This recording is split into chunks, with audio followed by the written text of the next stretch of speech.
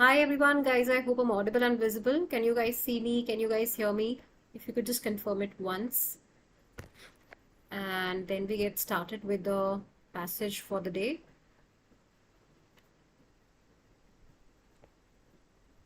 Let me just quickly get a confirmation. And then we start with the reading comprehension series. We'll be having these sessions every day. So let me know if you are able to hear me and see me clearly. Let's get started with the message quickly.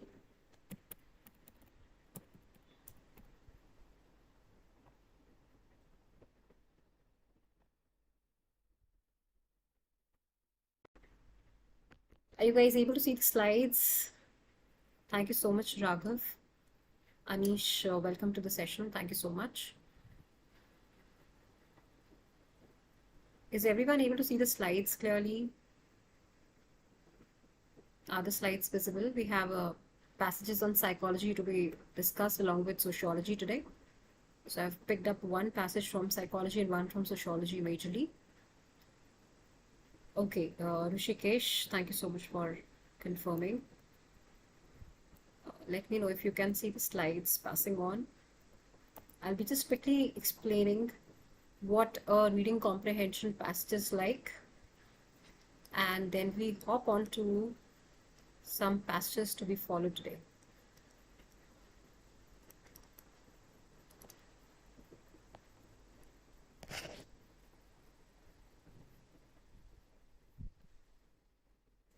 I hope we're able to see the slides. If not, let me quickly help you out just a second.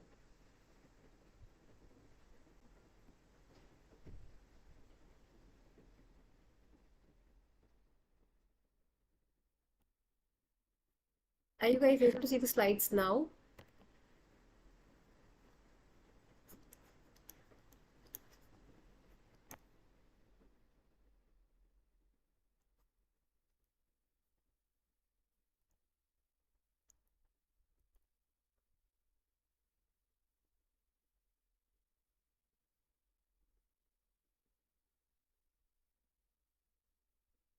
Hi Darpan, Anish, Atharv.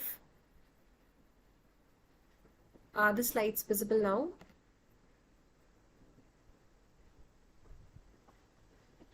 No, they are not. Okay, just a second.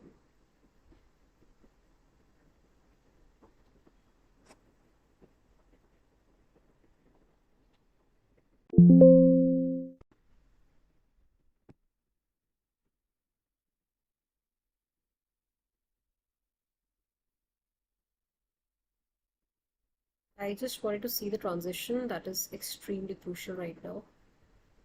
Uh,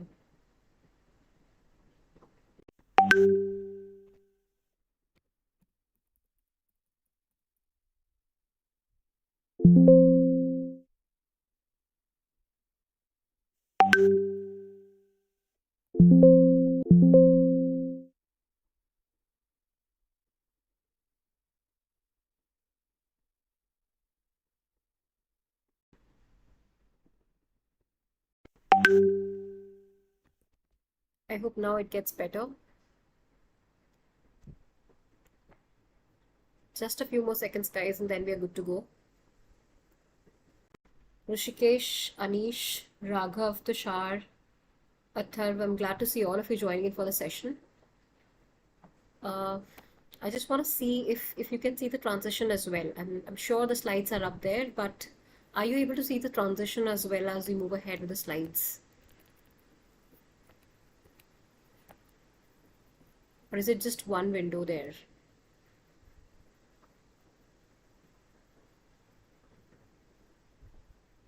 Slide is visible.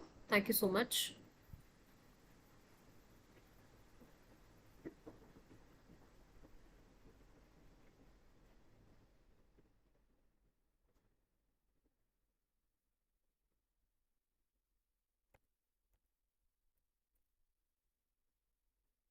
Visible, perfect.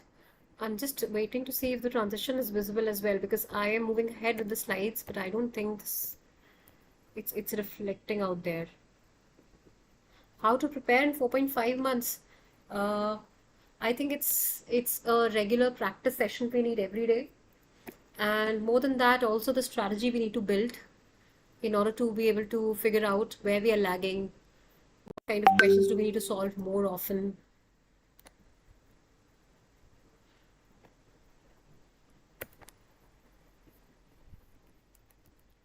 Guys, it's just for today that we're facing this challenge. There is no transition. I'm just trying to see if we can transit through it. That is the only thing I'm stuck at. Yes. Now it's visible, I think, and it's gonna be perfect now. Perfect, guys. So let's get started. Glad to see that everyone is here.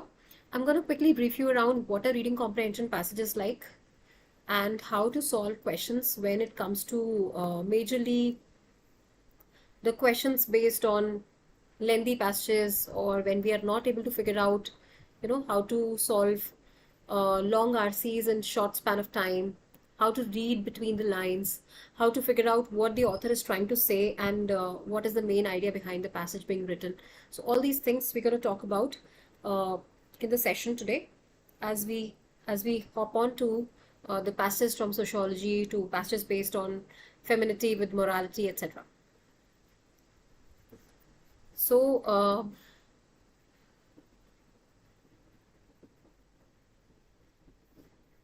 all right, let's get started with this passage, guys. It says, the identification of femininity with morality and a belief in the innate moral superiority of women were fundamental to the cult of female domesticity in the 19th century United States. The first paragraph is the most important paragraph, because that's where the authors, great Rishi, good to know that it's your first class today. So the first paragraph is where the author gives us the introduction, right? It is like you've just sat in to watch a movie in a cinema hall, and within the 10-15 minutes, the first 10-15 minutes you watch, you get to know what all is there in the movie. Those 10-15 minutes are the most important part of the movie, because if you miss that, you miss on what is the entire movie about. So the passage is nothing but another movie which is written in front of you. एक ऐसी movie जिसको आप देखोगे, पढ़ोगे और फिर समझोगे. It says, identification of femininity with morality and a belief in the innate moral superiority of women were fundamental to the cult of female domesticity in the 19th century United States. अगर हम 19th century की बात करें और उस time पे अगर हम फेमिनिटी की बात करें, फीमेल को कैसा समझा जाता था, क्या माना जाता था. Identification of femininity with morality and a belief in the innate moral superiority. ये माना जाना कि कोई विमेन है, she is morally superior, were fundamental to the cult of female domesticity. So that was considered to be the cult of female domesticity. कि how a female is being domesticized and how she's being identified as a female with her moral and belief system, her morality and belief system. Ironically, this ideology of female benevolence is kindness. So when we refer to this word benevolence, it refers to kindness. It says, ironically, this ideology, ये जो thought process था, ये जो ideology हमने build करी for a female, this ideology of female benevolence, kindness, empowered women in the realm of social activism. So this is something that empowered women in the realm of social activism. This is something that made women socially more active, enabling them to escape the confines of their traditional domestic spheres. जैसे पहले एक women को चार दीवारी में रखा गया और उसको समझाया गया कि this is her world, just taking care of her husband, taking care of her children, and just the entire family, and letting them grow and seeing them, walk out of the home, and then still living in those confined four walls of a home. This was the ideal women's state, right? This was the ideology of a female benevolence considered.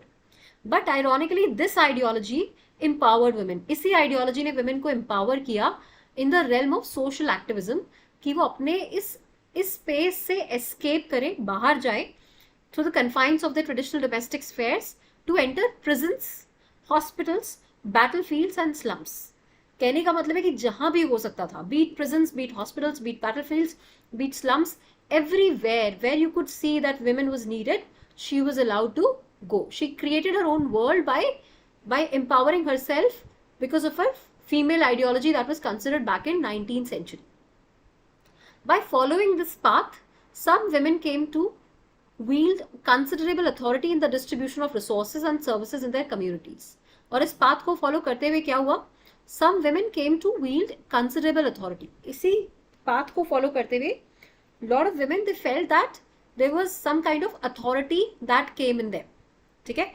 उनके अंदर एक power आई, एक authority I in the distribution of resources and services in their communities.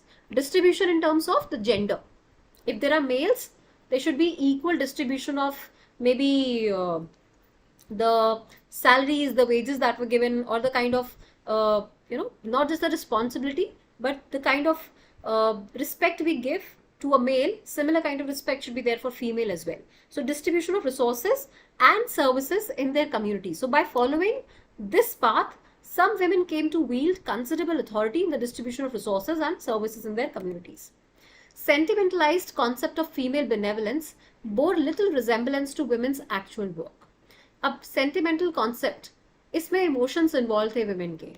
So sentimentalized concept of female benevolence bore little resemblance.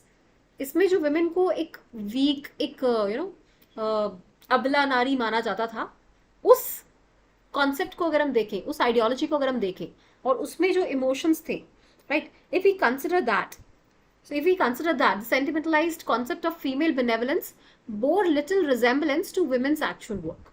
It had little resemblance. Little resemblance means little similarity to women's actual work, which was decidedly unsentimental. मतलब it was considered to be unemotional and businesslike. Even nowadays, if we see a woman more like a boss-like woman, boss lady, उसको हम unsentimental मानते हैं. उसको हम ऐसा मानते हैं कि इसको तो अपने बच्चे की, अपनी फैमिली की कदर ही नहीं है. She just wants to earn money. She's not considered about her, the personal life, the kind of responsibility she has as a wife, as a children's mother. So all those things are considered to be less of a human-like and more of business-like creature in her. So sentimentalized concept of female benevolence bore little resemblance to women's actual work, which was decidedly unsentimental and businesslike in that it involved chartering societies, raising money and paying salaries. तो इन सारी तीन चीजों में women को unsentimental और business like माना गया. Moreover, in the face of legal limitations on their right to control money and property, women had to find ingenious legal ways to run and finance organized philanthropy.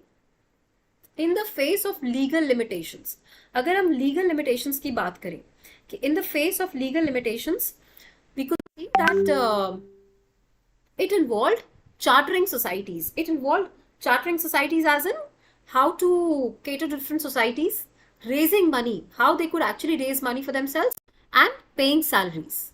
Moreover, in the face of legal limitations, जहाँ पे laws थे, laws against women or laws against genders or whatever, on their right to control money and property, women had to find ingenious legal ways to run and finance organized philanthropy.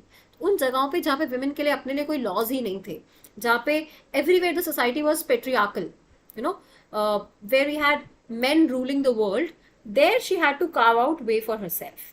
And this is how she did, right? She did it on her own way, finding ingenious legal ways to run and finance organized philanthropy. If we look at back 18th century, 19th century, women were not even given any kind of financial help.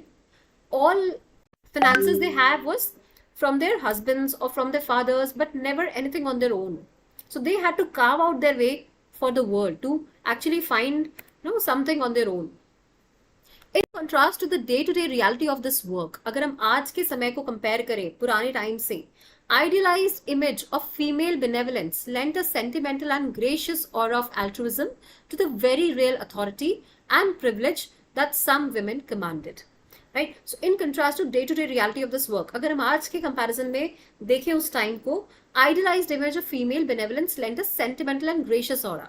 तो जो female का benevolence था, kindness था, right? That kindness, that aura, that kind of authority she had at that time, very real authority and privilege that some women commanded, which explains why women, some activists clung tenaciously to this ideology.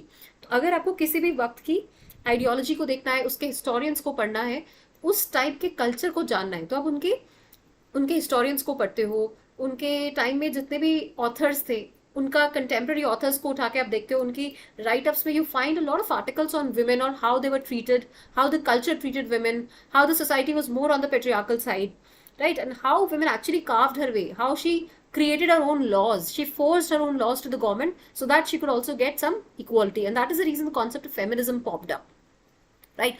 So in contrast to the day-to-day reality of this work, idealized image of female benevolence lent a sentimental and gracious aura of altruism. Altruism is friendliness to the very real authority.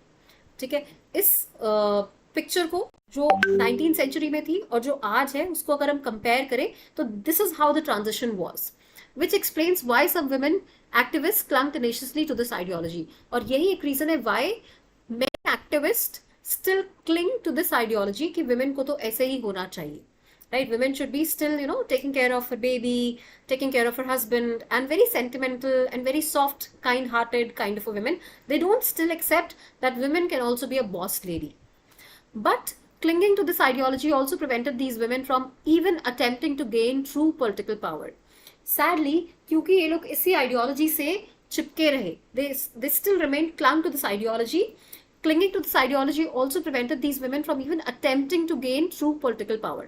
They could not even attempt to gain true political power. वो इतनी try भी नहीं कर पाए जितना वो कर सकते थे, because it implied a moral purity that precluded participation in the messy world of partisan politics.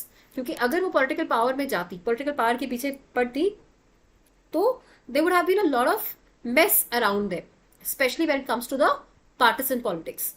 And since they knew, internally they knew they had two responsibilities together, personal responsibilities, so they could never abandon, right? They would still be a mother of a child, they would still remain wife of a husband, they would still have a family to support, no matter they are earning, they are working outside or not, they still have the household chores to look at. But if they got into the political power, अगर वो political power में जाती तो जितना भी participation होता उसकी वजह से messy world of partisan politics might have kind of spread and disturbed them. So this is the passage we've gone through. We had three not really lengthy paragraph but simply doable. Now I would want you guys to help me out with what did you understand from the passage, what is a summary you understand from the passage, and then we hop on to some questions, guys. Quickly help me out with some understanding of the paragraph you understood, you read, and what do you understand out of it?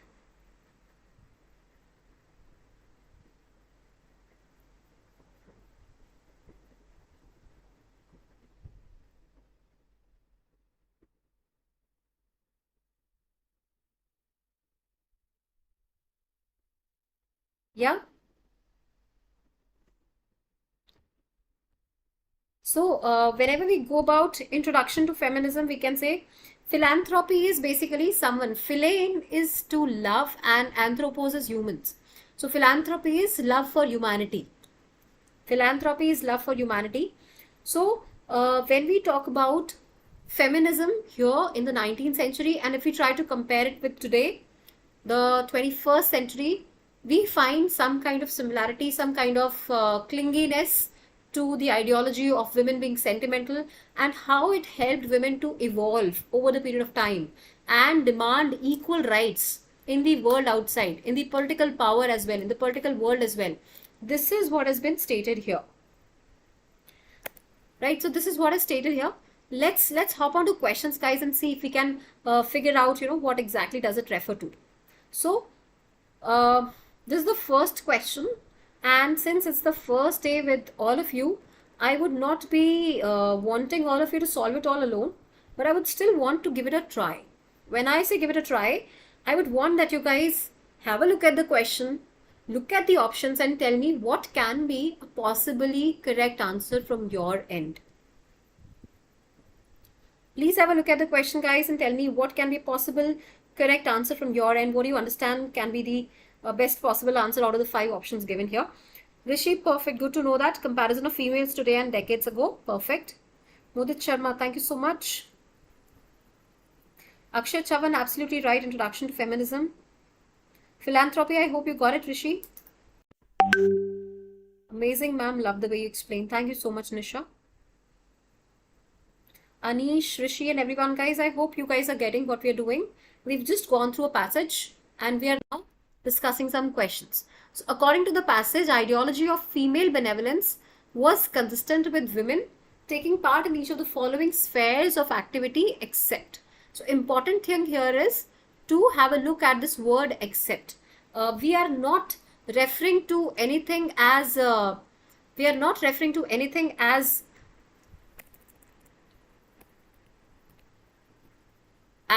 you know, as per given in the passage, but we are referring to something which is not given in the passage. That is, we have to look at something which is not given in the passage. So according to passage, the ideology of female benevolence was consistent with women taking part in each of the following spheres of activity except. Can you guys help me out? What was mentioned and what was not mentioned in the passage?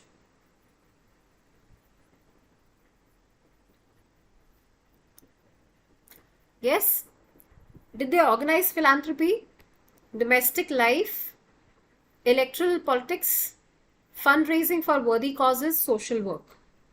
Which of the following options can be eliminated and which of the following should be kept? Can you guys help me out?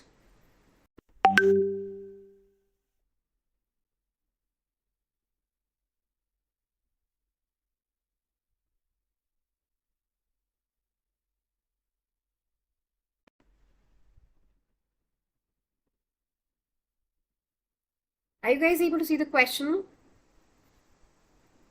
Is the question visible, guys?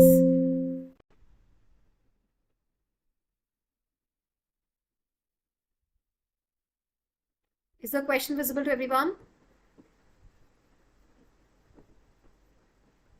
Can't see question. Screen is frozen. Okay. Now is it visible? I was not able to write actually. So I just tried to check it out. Okay. According to the passage, ideology of female benevolence was consistent with women taking part in each of the following spheres of activity. All right. I'm sure you'd be able to see it just in a few seconds.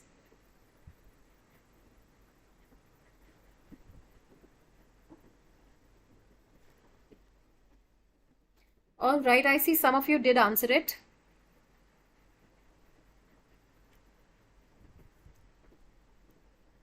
Perfect, perfect. Rishikesh, good to know that. Yeah, so according to the passage, ideology of female benevolence was consistent. Female benevolence means female kindness was consistent with women taking part in each of the following spheres of activity. Women actively participating in each of the spheres except. So they participated in organizing philanthropy. If you look at the first paragraph, this is where it talks about philanthropy, right? Here, women had to find ingenious legal ways to run and finance organized philanthropy. So if you could see, women were trying to establish philanthropy anyway, right? So philanthropy is there in the options. So this is there. Therefore, one is not my answer, right? Something except. Domestic life. Can we say they were also consistent with women taking part in various spheres of activity, and domestic life was one of them? Domestic life was anyway part of their life, right? So even if they were working outside their homes, domestic life was still there. The second can also not be the answer, right? First two are eliminated. Third says electoral politics. Yes, the last passage, last paragraph, clinging to this ideology also prevented these women from even attempting to gain true political power. That means they did attempt politics, right? They did not attain complete political power, is a different thing, but at least they attempted, right? So electoral politics is also there. Therefore, it is not my answer. Fundraising for worthy causes, social work. Okay. Fundraising and social work. Sentimental concept of women benevolence bore little resemblance to women's actual work, which is decidedly unsentimental business like chartering societies, raising money, paying salaries. Face of legal limitations doing this. And here too it talks about enabling them to escape the confines of the traditional domestic spheres and to enter prisons, hospitals, battlefields and slums. Okay, fundraising for worthy causes, yes. Social work or what else? Electoral politics, C or E. Which one is correct and which one is incorrect? D definitely is not the answer, because they were fighting for this cause, right? We have women entering slums, battlefields, prisons and hospitals, and then it says raising money. And raising money was for worthy causes. Fundraising for worthy causes. So D is there, domestic life is there, organized philanthropy is there. Electoral politics or social work. Which of the realms of the life they did not enter? Social work is also something they were doing, but it says from even attempting to gain true political power, but it implied a moral purity that precluded participation in the messy world of partisan politics. Probably they could not even participate in that. Right? They could not even participate in that. So answer should be electoral politics should be the correct answer here. C, Calcutta. Akshay, Rishikesh, Anish, I think everyone answered it correctly. Yes, it cannot be D because fundraising for worthy causes is given here. They were raising money. It involved chartering societies, raising money, paying salaries. Yeah. Not consistent as in? Yeah, not consistent, right. So it's something which is not consistent as option number C. Absolutely. Absolutely, Raghav, that's correct. That's the correct answer. Can we hop on to the next question now? Are we all good with this question, guys? Okay. Please try this one. Information in the passage suggests that the author would be most likely to agree with which of the following statements concerning the cult of female domesticity. So we talk about female domesticity. Information in the passage suggests that the author would be most likely to agree. So author would be most likely to agree with which of the following statements? If we concern the cult of female domesticity, means the way female were domesticized or they were considered to be domestic, author would agree as in which of the following is true as per the passage. Please try to look at the options, eliminate a few and give me the correct answer. Rishikesh, Anish, Rishi, everyone, Raghav, Akshay, I hope everyone got the previous question correctly. Why is it this and why not that? Okay.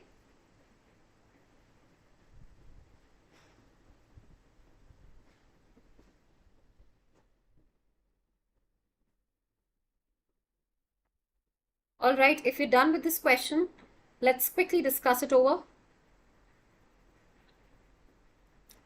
Information in the passage suggests that the author would be most likely to agree with which of the following statements concerning the cult of female domesticity. Cult of female domesticity developed independently of the concept of female benevolence. The cult developed independently. The cult was developing as per the female's concept of benevolence was considered. Female's concept of benevolence is, female was considered to be very soft. This one. Ironically, this ideology of female benevolence empowered women in the realm of social activism. See again, we'll just have a look at. Okay, and this cult itself, in contrast to the day-to-day reality of this work, idealized image of female benevolence lent a sentimental and gracious aura of altruism to the very real priority and privilege that some women commanded, which explains why some women activists clung tenaciously to this ideology. So, cult of female domesticity developed independently of the concept of female benevolence? No, it was not independent. Cult of female domesticity was incompatible with women's participation in social activism. Was it incompatible? Like it was not going with her nature, with kind of environment she grew up in or she was evolving? Maybe we can hold on to B, still not eliminate it. C says cult of female domesticity incorporated ideological elements that actually helped some women to escape from the traditional domestic roles. Cult of female domesticity incorporated ideological elements that helped women to escape from the traditional domestic roles.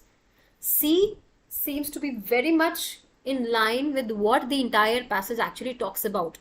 In the entire passage, the author is actually trying to focus on one thing, that women ideology of female benevolence empowered women in the realm of social activism, enabling them to escape the confines of their traditional domestic spheres. This is the entire crux of the passage, this particular line. Ironically, this ideology of female benevolence empowered women in the realm of social activism, enabling them to escape confines of the traditional domestic spheres, enter prisons, hospitals, slums and battlefields. So, C seems to be a much better option. D. Original motivation behind the promotion of the cult of female domesticity was to exclude women from partisan politics. The real motivation, the original motivation behind the promotion of the cult of female domesticity was to exclude women from partisan politics. क्या real motivation क्या था women के cult का कि उसको partition politics से बाहर निकालना चाहते थे? नहीं, विमेन तो उसमें एंटर भी नहीं कर पाई थी, ठीक है, because they thought it to be getting messy soon.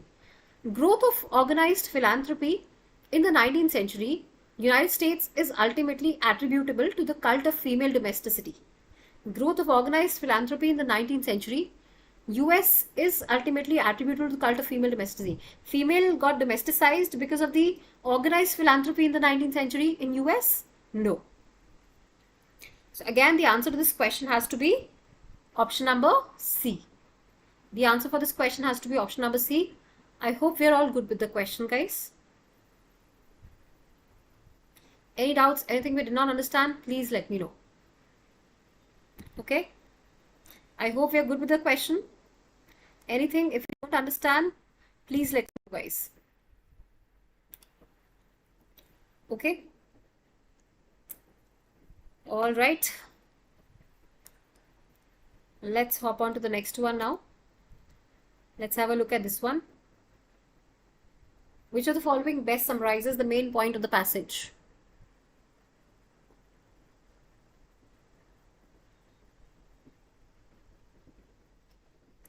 Too narrow? Yes, Rishikesh. I hope the question is visible.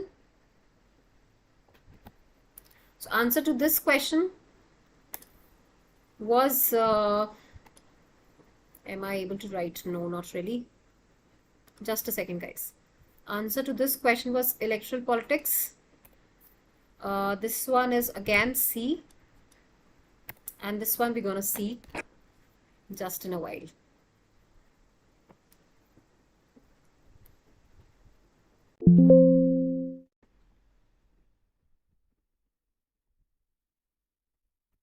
I hope these questions are clear. 1 and 2, the answer for both the questions is C.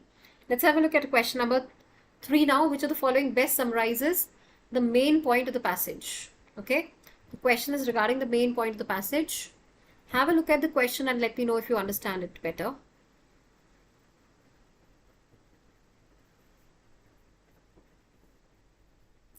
Okay.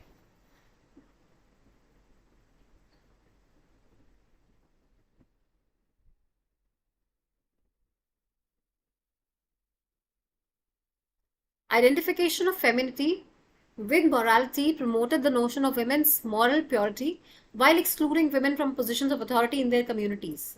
Okay, before we actually even read the passage options which are given here, we can just think over what is the main crux of the passage. The passage talks about ideology of women as being very benevolent, very kind, and just confined to her home.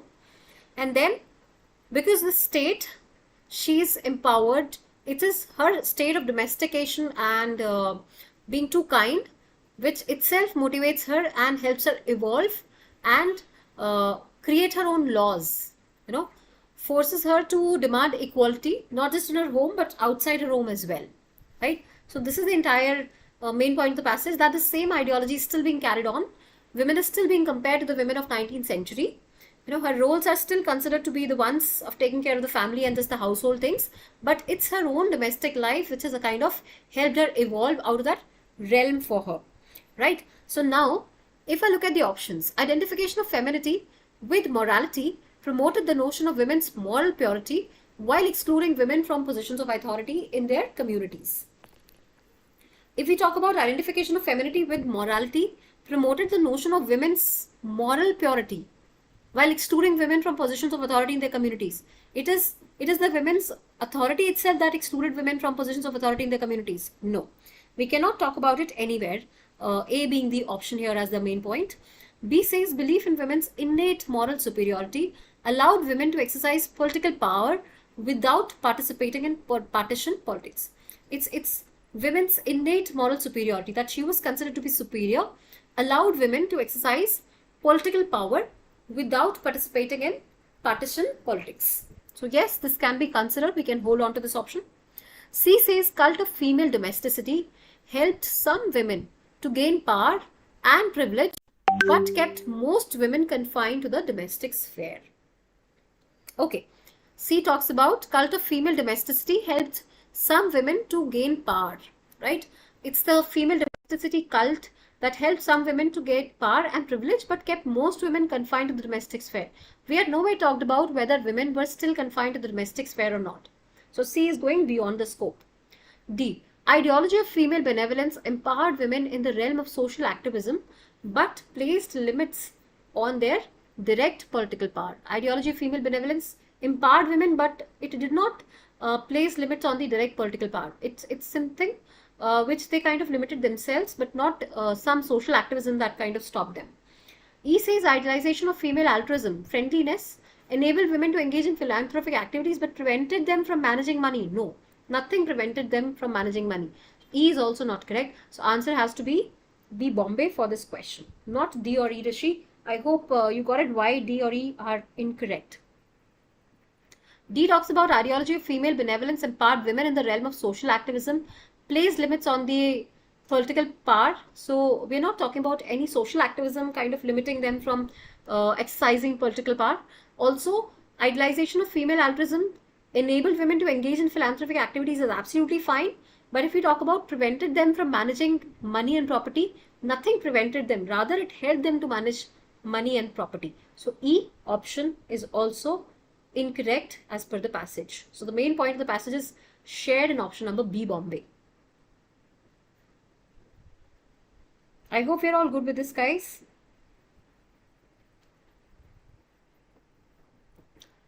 Alright, so answer has to be B, Bombay, for this question. Now I'm moving ahead to another paragraph. Another passage to be discussed, guys. This one is something which talks about a bit of psychology, a bit of philosophy, a bit of thoughts on your own. We kind of discuss. Are we all good? Shall we have a look at another passage quickly? Yes? Alright. Quickly, everyone with me. Let's focus. Let's read the very first paragraph of passage 2. Your self-esteem is closely related to your self-concept. Whatever your self-esteem is, your image, your respect for yourself, your iota for yourself is closely related to your self-concept. Whatever your concept you have for yourself decides your esteem for yourself. Through your self-concept, you describe who you are, and it's through your ideal image of yourself you have in your head. Through that, you're able to describe your concept. You describe yourself through your concept. Through your self-esteem or self-worth, you evaluate who you are. So it's through your self-esteem or your values you have, you try to evaluate who you are as a person, as a human, as a professional, as a person, or in whatever parameters you want to check upon. People derive their sense of self-worth from comparing themselves to others. So people generally, what do? They do not compare themselves to themselves, but they compare themselves to others. And that's a big mistake they do. A belief that you cannot cook like a chef may not in itself lower your self-esteem. But if there are several things you can't do well, or many important tasks that you cannot seem to master, these shortcomings may begin to color your overall sense of worth. So what impacts you is that you think differently when you compare yourself to others. And when you start comparing yourself to others, you get to color your personality in a different way, which has both its positive as well as negative effects. But when you are not able to do something, you feel low, right? If there are things that you can't do well, or many important tasks that you cannot seem to master, these shortcomings, these undermining thoughts may begin to color your overall sense of worth. They impact you sometimes in a very negative way. Psychologist Eric Berne developed the concept of life position to describe people's overall sense of their own worth and that of others. So psychologist Eric Berne, if we talk about, he developed the concept of life position to describe overall people's sense of their own worth and that of others. How people compare themselves to others, how they position themselves, how they compare their position with someone in a different world altogether. So those kind of comparisons, he identified 4 positions. One could be, I'm okay, you are okay, or positive regard for self and others. So I'm okay, you are okay. Good self-respect for others and good respect for others, and also self-respect for yourself.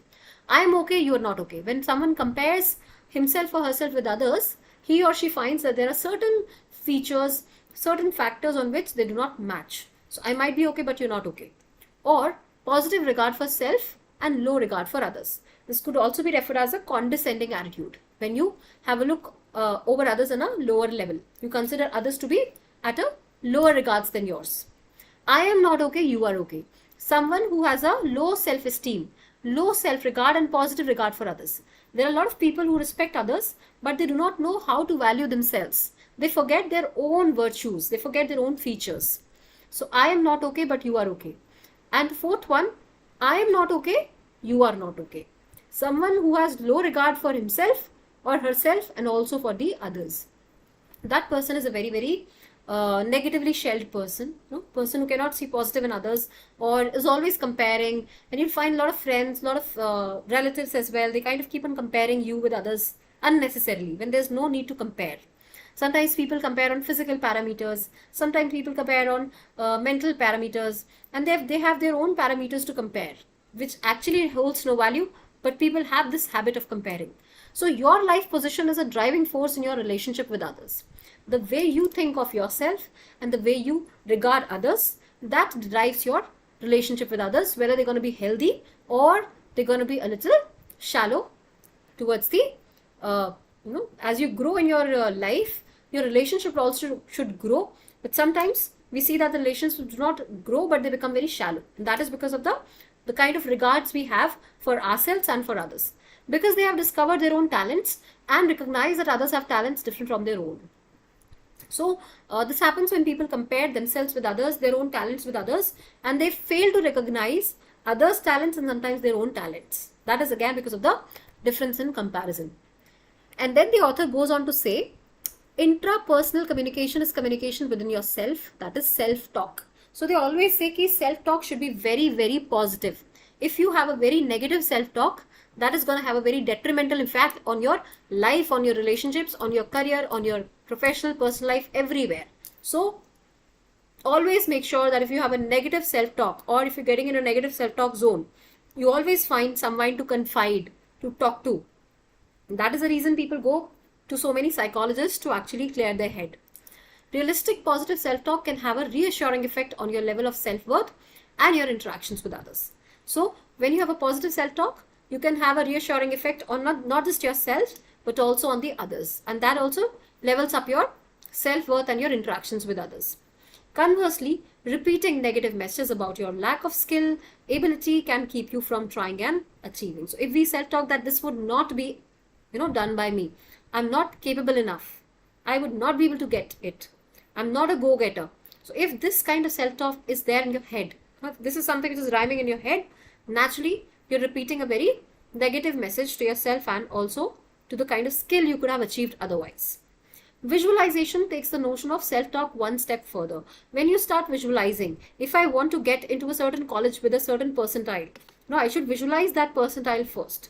I should visualize getting into that college, getting a degree from that college, getting into a highest or an average package best possible from that particular college, So these are the kind of visualizations. This is the reason why we have so many manifestation reels and manifestation thoughts coming into into the social media nowadays as well. Visualization is something that takes one step ahead. So it takes the notion of self-talk one step further. So besides just telling yourself that you can achieve your goal, you can actually try to see yourself conversing effectively with others. So not just telling yourself that you can achieve your goal, you can actually try to see yourself conversing effectively with others. When we have a positive self-talk, when we know that we are a go-getter, we're going to achieve our goals, we also see that we are very confident while we converse with others. If we have a negative self-talk, naturally we are not able to converse with others in that kind of pitch or that kind of frequency. Performing well on a project or exhibiting some other desirable behavior. You'll find that when you have a very positive thought, a high life state, you're able to even get those things done which you could not even imagine. And that is what the power of visualization does to us. So research suggests that an apprehensive public speaker can manage fear, not only by developing skills in public speaking, but also by visualizing positive results when speaking to an audience. So research suggests that apprehensive means someone who's scared. if there's a scared public speaker, if he or she can manage fear, not only by developing skills in public speaking, but also by visualizing positive results when speaking to an audience. So that person can have a very positive impact if he or she visualizes positive results when speaking to an audience. At that time, he or she can actually curb those public speaking fear, right? We are all, no matter how great a person, an orator is, you will find that the person is always and always having some stage fear, no matter at what number of years of experience he or she holds, or at what platform he or she is addressing the crowd. You'll find that people will always and always have that stage fear. Yet the idea is to be able to manipulate that stage fear you have, and that happens when you actually visualize very positive results when speaking to an audience. So power of visualization is what the author is trying to emphasize here. And then reframing is the process of redefining events and experiences from a different point of view. Just as reframing a work of art can give the picture a whole new look, reframing events can change your perspective. So if you can reframe your thoughts, if you can modify those negative thoughts into positive ones, if you can turn that darkness into a brightly lit aura around you, that means you can reframe your life's journey as well. So reframing is a process of redefining events and experiences from a different point of view. All we need to change is our point of view, our perception, the way we perceive things, the way we think over things. Our thought process has to be positive. Our self-talk has to be positive. Just as reframing a work of art can give the picture a whole new look, reframing events can change your perspective. So if you can reframe the events, that can give you a different perspective altogether. Having at least one other person who can help you honestly reflect on your virtues and vices can be extremely beneficial in fostering a healthy, positive self-image. So if you really want to have that healthy, positive self-image in yourself, right in front of you, you need to have those people around you who can help you self-talk positively. So having at least one other person who can help you honestly reflect on your virtues and vices can be extremely beneficial in fostering a healthy, positive self-image. The more credible is trustworthy. So the more credible the source of information, the more likely you are to believe it. So the more trustworthy a person is, the more confidence you can have in sharing your thoughts with the person. Similarly, the more credible the source of information is, the more likely you are to trust it or to believe it. Having a trusted friend, colleague, or a counselor who can listen without judging you and give you the straight scoop about yourself can help you avoid pity parties. So pity parties means when your relatives, your maybe friends or people who make fun of you, mock around you, you can prevent that from happening if you really have some trusted people around you. That can be a trusted friend, that can be a trusted colleague, or maybe a counselor whom you can trust completely and who listens to you without actually judging you and gives you the right scoop, means gives you the right kind of treatment needed at that particular point of time and help you avoid pity parties. So your self-concept is not a fixed construct. Whatever your self-concept is, this is what the author started with. Self-esteem is closely related to your self-concept. This was the first sentence the author stated, right? Through your self-concept, you describe who you are. So whatever self-esteem, whatever self-image you have, that self-concept is not a fixed construct. It was not implanted at birth to remain constant for your life. It is something that evolves as you evolve. So your concept you have for yourself, the image you have for yourself, the personality you have for yourself, it increases, right? Yeah, speaking in front of the mirror is the best example. Absolutely, Rishi, I get that. When you practice on your own, that kind of helps you evolve in a better way. So things change. Individuals with low self-esteem may be locking onto events and experiences that happened years ago and tenaciously refusing to let go of them. So another thing the author says is that individuals with low self-esteem, individuals who have very low self-respect for themselves, they may be locking onto events and experiences that happened years ago. It happens that we are stuck in the past. We do not think about what is happening now.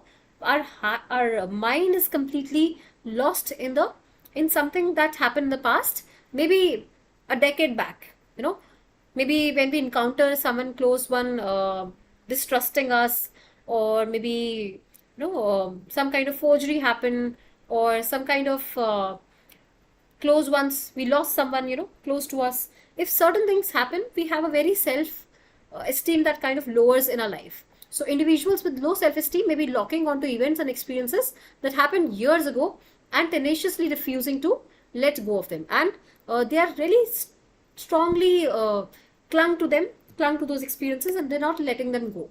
Some of your self-image problems may be so ingrained that you need professional help.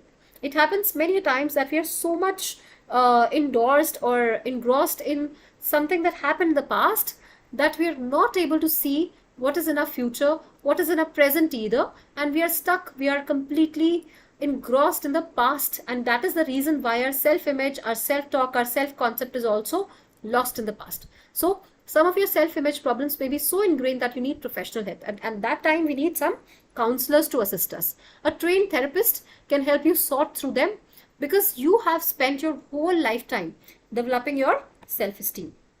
So that is a time when you have counselors to assist you, you need therapists to help you out, and you have people who can make big changes in your life only and only if you actually reach out to those trained therapists without any hesitation.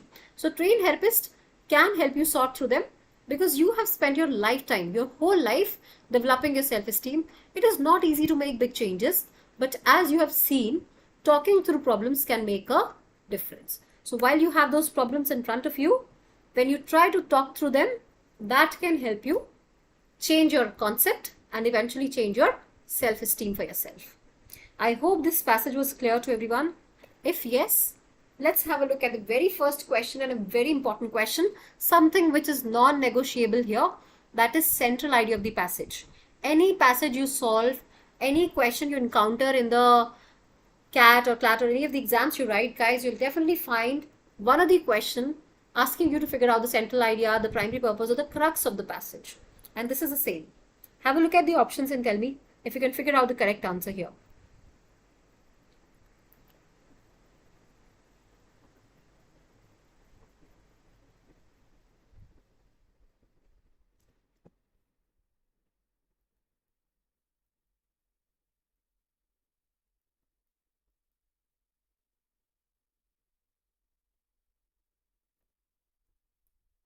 Quickly give me the correct answer, guys, or whatever you feel is the correct answer as per you, and then we discuss it ahead.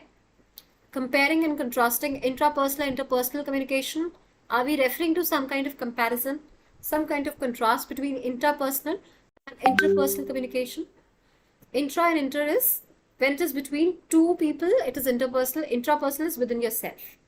Discussing the differences between self-esteem and self-concept. Discussing the stages that people go through when they are facing change, encouraging the use of therapy and counseling to deal with stress, explaining the concept of self-esteem and describing ways to improve self-image. Absolutely, Raghav, Rajrishi, I think you guys gave me almost correct answer. A is a good reason to be eliminated. Why? Comparing and contrasting intrapersonal and interpersonal communication. We are not talking about just self-image and respect you have for others, self-worth, or kind of self-esteem we have and esteem for others. That is not what we're trying to compare here. So intrapersonal is something that is within yourself, between you and yourself. Interpersonal is between you and somebody else. So we are comparing, but that's not the central idea of the passage. Discussing the differences between self-esteem and self-concept. We are not talking about the differences between the two. Rather, we are discussing how self-concept helps you to mold your self-esteem. So it's not the difference, but the relation between the two. Discussing the stages that people go through when they're facing change. We do talk about change here. We do talk about stages, but what stages are we referring to? We're talking about self-worth, how it changes, how we look at each other, how we look at ourselves. It is there, but that's not the primary idea of the passage. Encouraging the use of therapy and counseling to deal with stress. Not really stress. It might be something where you're stuck in the past, but not really the stress. The stress is a wrong word to be used, and that's why I would eliminate D as well. Explaining the concept of self-esteem and describing ways to improve self-image.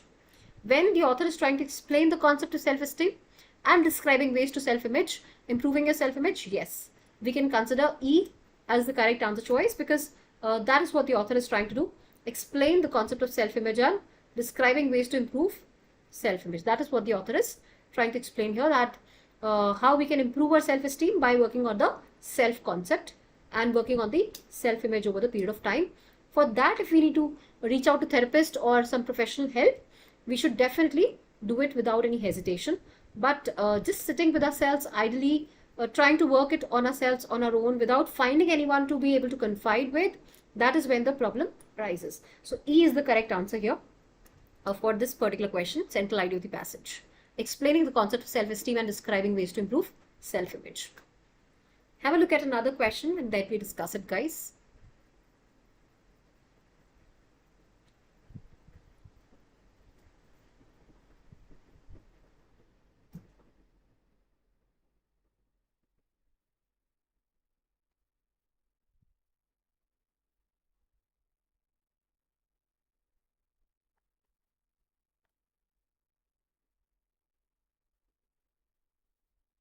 According to the passage, visualization can prove helpful in enhancing self-worth.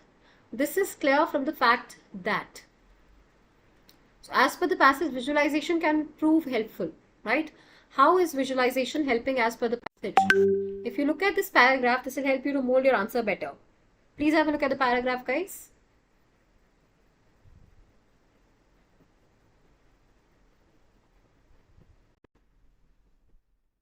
Visualization takes the notion of self-talk one step further. Besides just telling yourself that you can achieve your goal, you can actually try to see yourself conversing effectively with others, performing well on a project or exhibiting some other desirable behavior. Research suggests that an apprehensive public speaker can manage fear well by developing skills in public speaking and also visualizing positive results when speaking to an audience. Now, give me the correct answer. Visualization can prove helpful in enhancing self-worth. How? A person gets a chance to enhance self-worth when he compares himself to others? Not really. It's not the comparison we're talking about. Individuals' self-concept can change with time as he visualizes things. It helps in reframing events that can change one's perspective towards life. It takes self-talk one step ahead and helps in visualizing things positively, which yields positive results. Or looking to future events and experiences can give a boost to your self-concept. No, we're not talking about self-concept getting boosted. E is something which is not the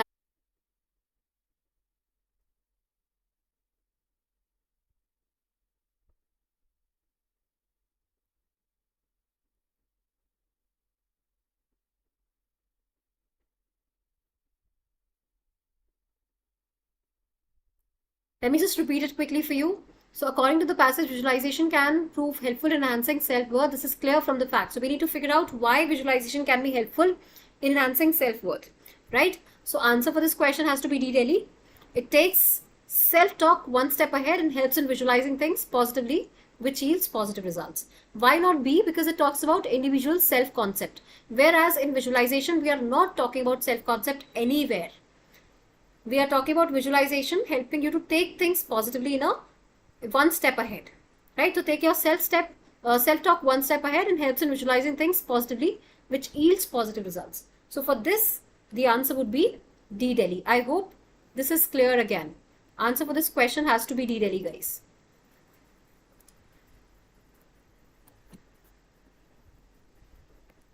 Okay. Are we good with the question?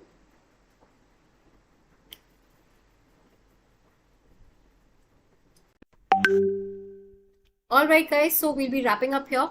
I hope you enjoyed the session. Tomorrow again at the same time, maybe at 9 or 10, we'll be having another session on reading comprehension itself.